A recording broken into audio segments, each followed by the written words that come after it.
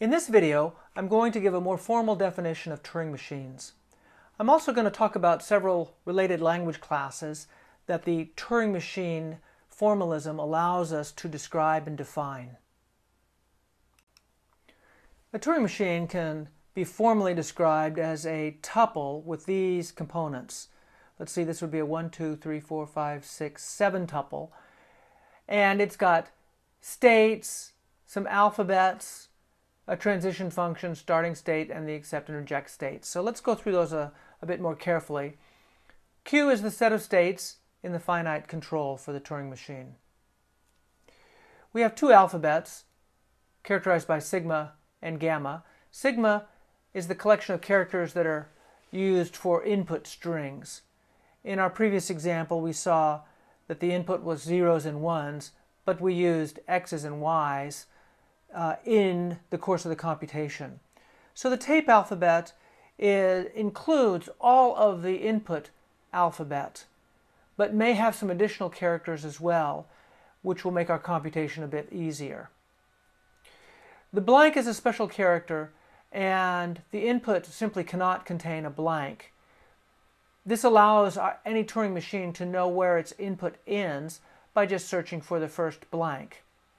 The blank is part of the tape alphabet, and we can scan for it and read it, and I suppose we could write it, but I'm not sure how useful that would be. Q0, Q accept, and Q reject are the names of states within Q.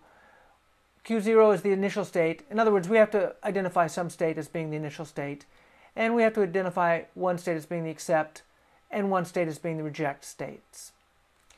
And finally, we have our transition function. Delta is the transition function, and it means that given a state and the symbol that we're looking at, which is from the tape alphabet, so given these two things, then the transition function tells us which state to go to and which symbol to write on top of the symbol we just read, and whether to move left or right. So this is the transition function.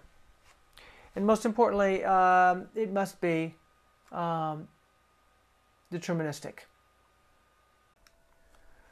Let's also define what we mean by the term configuration. If we want to look at a computation, we might want to look at any particular moment in the middle of the computation, and we'd like to be able to capture the entire state of the machine. So a configuration is essentially a snapshot of the machine at some step in its execution. We're going to grab all the information we need to know exactly what was going on at that moment in time. So what do we need? Well, we need the contents of the tape. At least we need the initial finite portion of it that is non-blank. Okay, so we need the contents of the tape. We also need the location of the tape head. And finally, we need to know what state we're in. And there's no other information that we need. If we had that information, we could restart the computation from the middle, and it would have the same result. So it's a bit cumbersome to draw a picture like this every time we need to capture a configuration. So we'll use a different notation. We will represent a configuration with a string of characters like this. We represent the finite non-blank portion of the tape with the symbols from the alphabet, from the tape alphabet. And then we represent the state we're in and the head position, and we represent which cell we're looking at by where we write the state. So with this idea, that we understand that we're looking at the symbol directly following the state. So we would be looking at this 0 if the state was Q4 and it was written at this point in the tape alphabet. So a computation consists of a number of steps by the Turing machine, and at each step we have a configuration. So we could represent the entire history of the computation by a bunch of configurations, by a sequence of configurations. The first one would be the starting configuration. It would have the initial input to the Turing machine and over here on the very left end we would have Q0, the initial starting state, to indicate that the tape head is positioned on the first cell of the tape. Remember that our Turing machines always start in the initial state, and they always start with the tape head positioned at the very left end. And the computation history, this sequence of many configurations like this, so imagine a whole page with each line looking more or less like this. At the very end, if the computation halts, then we would end with a configuration that contained the accepting state if we end in an accepting state. And if we end in a rejecting state, we would end our computation history with a configuration that shows that we're ending in the reject state. So as I've said, the Turing machine formalism allows us to define several interesting categories or classes of languages. We can define the decidable languages, the Turing recognizable languages, and the languages that are not even Turing recognizable. So now on this slide I'm going to talk about these three different kinds of languages. And we'll start with decidable languages. So a decidable language is one that can be decided by a Turing machine. We say that the Turing machine decides a language if the language is decidable. And what that means is the Turing machine always halts when given a string as an input. If the Turing machine is designed to recognize a decidable language, then that Turing machine will always halt. Or to put it more precisely, if a language is decidable, then there exists a Turing machine that will always halt and will accept if its input is a member of the language and will reject if its input is not in the language. So the idea with decidable is we can determine with a finite amount of time whether an input is part of the language or not. So we like these kinds of languages.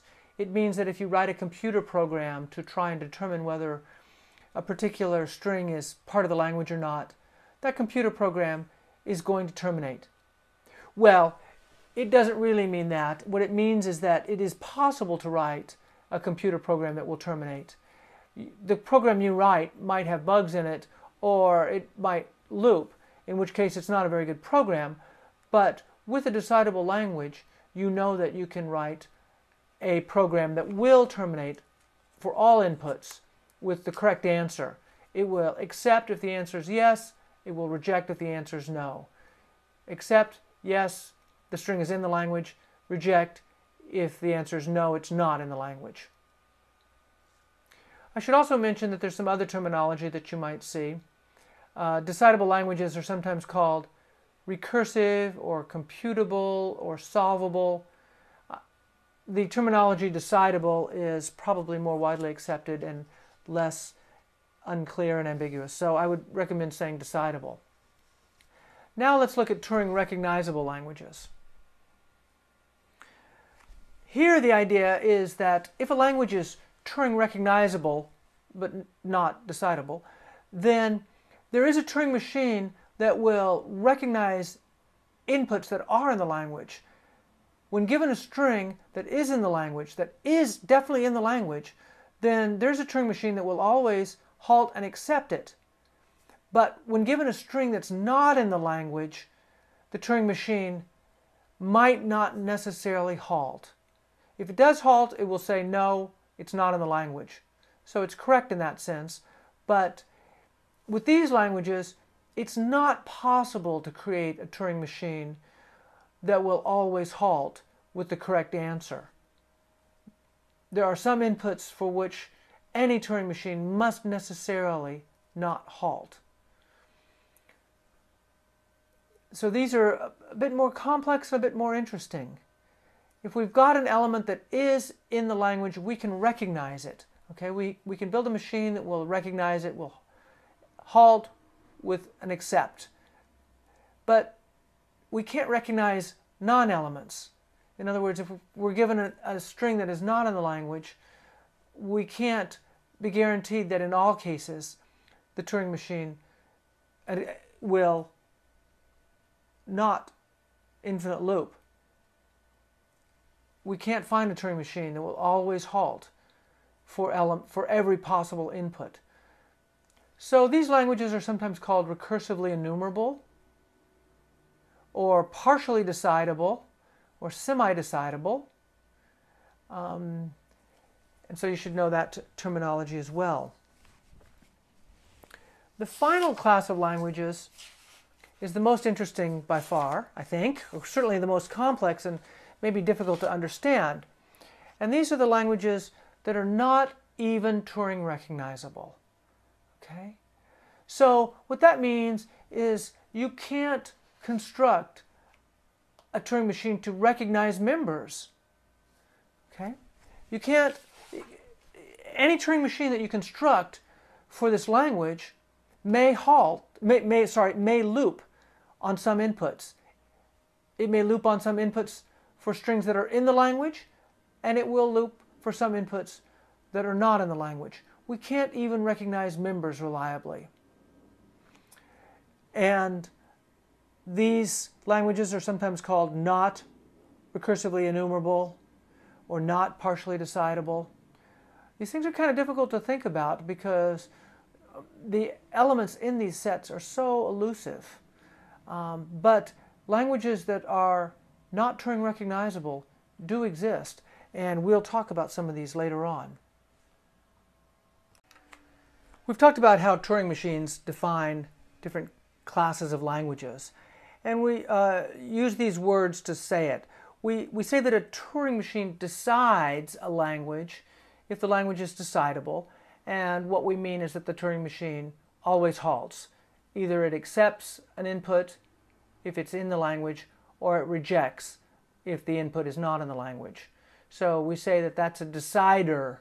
A decider is a Turing machine that always halts. A decider will decide a language. On the other hand, we can have Turing machines for languages that are not decidable, but maybe Turing recognizable, in which case we say that the Turing machine recognizes the language. Or what this means is it recognizes something if that something is in the language.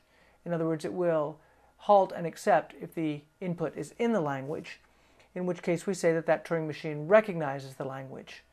But it may not halt for inputs when those inputs are not elements of the language. So what we're concerned about here is the input string and whether the Turing machine accepts, rejects, or loops. And we use that to define a language. Turing machines can also be used to compute functions. We start by placing an input on the tape, and then we run the Turing machine. And the Turing machine will then halt or not, and if it halts, it may leave something interesting on the tape. And in particular, it can compute a function. The tape stores the input before the computation begins and the output after the computation terminates. So in the case when a Turing machine computes a function, we can talk about those functions as being computable. And so when you see the term computable function, what you're talking about is a function that can be computed by a Turing machine. In other words, the Turing machine will run and it will halt. It will not loop. So it corresponds to a decidable language. Sometimes we also say it's totally computable. The function is totally computable, which means it's defined on all inputs, and it's defined in such a way that the value for each input can be computed by a Turing machine that will halt. Some functions are not always defined, and we talk about partially computable functions. So these are undefined on some inputs. And sometimes we say that these are semi-decidable functions. I just wanted to let you know that this Turing machine, while we'll be using it to define language classes, can also be used for functions. And we have the notions of computable functions, partially computable functions, and functions that are not even partially computable.